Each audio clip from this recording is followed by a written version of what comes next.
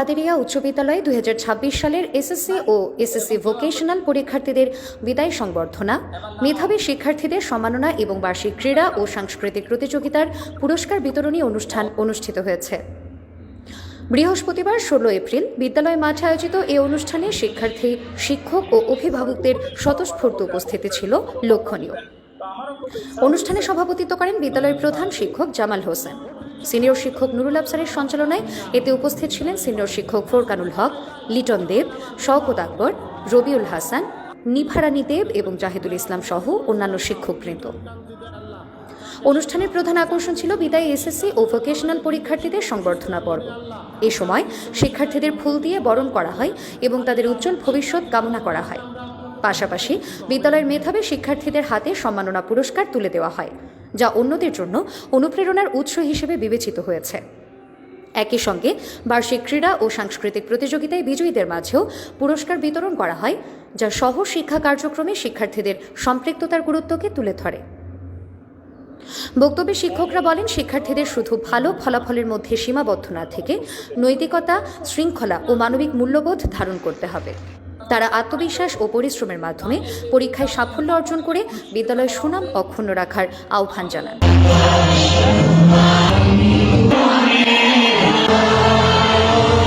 আমার বিদ্যালয়ে এখন বলতে গেলে অতিরিক্ত শিক্ষক আছে, যা প্রয়োজন শিক্ষক তার চেয়ে বেশি আছে। এবং যে শিক্ষক, নতুন শিক্ষকরা আসছে, এরা সবাই দক্ষ, এনডিআরসি কর্তৃক দেওয়া শিক্ষক। এখানে আগের মতো ম্যানেজিং কমিটি কর্তৃক নিয়োগপ্রাপ্ত এরকম শিক্ষক না। তাই সরকারকেও এটা ধন্যবাদ দেওয়া প্রয়োজন। আমরা প্রতি বছর তোমাদেরকে বিদায় দিই, প্রতি বছর এই সুন্দর আয়োজন করি। তোমরা প্রতি বছরই আমাদেরকে নিজ থেকে প্রথম স্থান দখল করে নাও।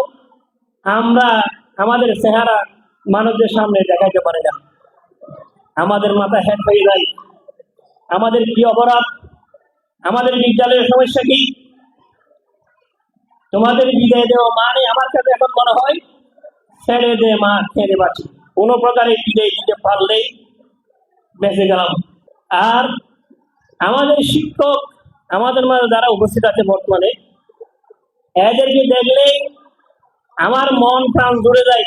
কিন্তু তোমাদের মন প্রাণ জুড়াই না কেন আমি কিন্তু বুঝি না। তোমাদের সমস্যাটা কোথায়? তোমরা কি নিয়ে গবেষণা করো? তোমরা কি নিয়ে থাকো?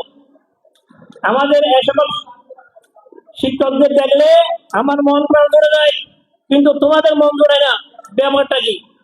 তোমরা তাদের সাথে কোনো সম্পর্ক রাখো না, শিক্ষকদের সাথে কোনো সম্পর্ক রাখো না, লেখাপড়ার সাথে কোনো সম্পর্ক রাখো না।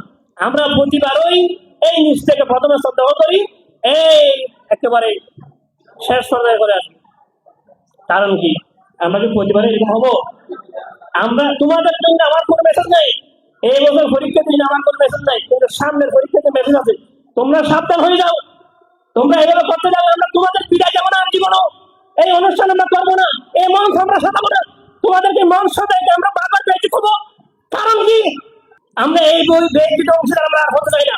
আমাদের শিক্ষক মন্ডলী তোমাদের আমরা দেখলে যাদের মন প্রাণ জুড়িয়ে যায়, তোমরা কি মনে করো অধিক শ্রেণীর গাদল নষ্ট তোমাদের জন্য গিয়ে এরা বেশি হয়ে গেছে, অতিরিক্ত হয়ে গেছে? আর এদের জন্য এরা কি তোমাদের জন্য যথেষ্ট নয়? তোমরা 24টা ঘন্টাতে বাইরের সাথে যোগাযোগ, কোন তোমাদের এত নিচ্ছে কেন? ঘটনা কি? মেসেজ কি বললাম যে সামনের পরীক্ষা যে মেসেজ হচ্ছে, এবার পরীক্ষাতে আমাদের আবার যদি বেশি করে আমরা এই অনুষ্ঠান আর আয়োজন করবো না।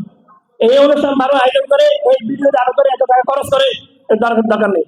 তোমরা যদি আমাদের ইজ্জত দিতে পারো, মন দিয়ে লেখাপড়া করতে পারো, তাহলে আমরা চাকরি ছেড়ে সরে যাবো। তোমাদের সাথে আমাদের পরিচয়টা বেশ অল্প সময়ে, ঠিক আছে? এই অল্প সময়ের মধ্যে তোমাদেরকে যতটুকু দেখেছে, ঠিক আছে, তোমরা বেশ ভালোই আচরণ করেছিলে আমাদের সাথে এবং অনেক ভালোভাবে পড়ালেখা করেছিলে। আমি যতটুকু দেখেছি তোমাদের ক্লাস যখন আমি নিয়েছি, আমার ক্ষেত্রে সেটাই ঘটেছে।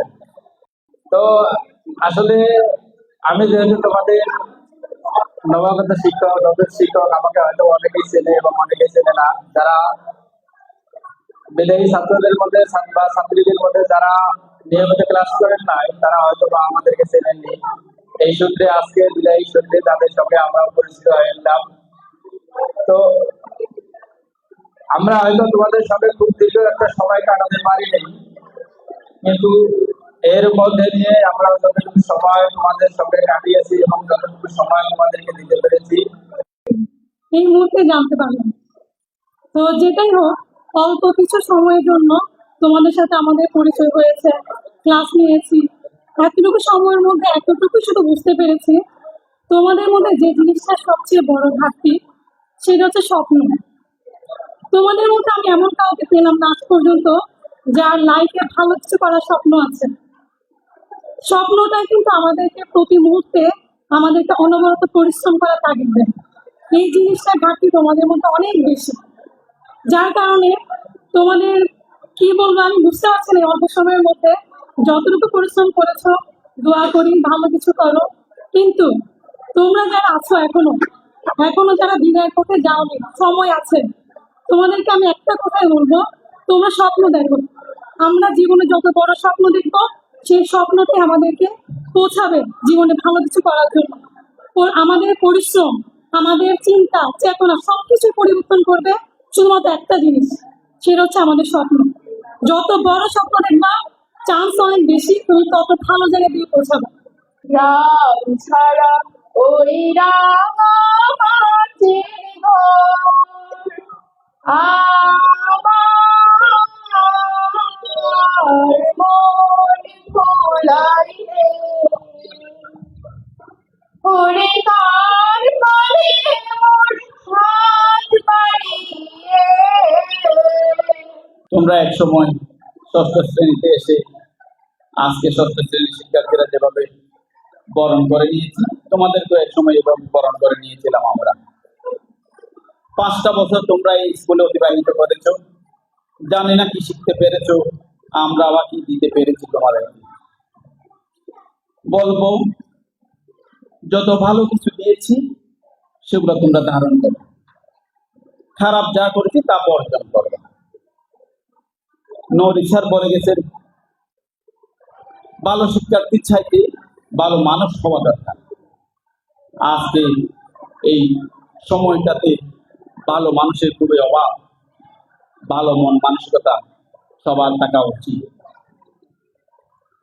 পাশাপাশি আমরা জ্ঞান অর্জনের মাধ্যমে সুনাগরিক হওয়ার চেষ্টা করি। শূন্যতা সমান্তরাল পথের বাঁকে, তোমার পথে দিশা তাকে, সে দিশা খুঁজে তোমাকে। আপনাদের সাথে কাটানো সময়গুলো টিফিনের আড্ডা, পড়াশোনার ফাঁকে দুষ্টমি, আর প্রয়োজনে বড় ভাই বোন হিসেবে যে সাহস পেয়েছি তা أنت رحمة إنك أنت الوهاب والتقى والعفاف والغنى اللهم اغفر لنا وارحمنا واهدنا وعافنا وارزقنا يا رب العالمين. ربنا لا تدع لنا ذنبا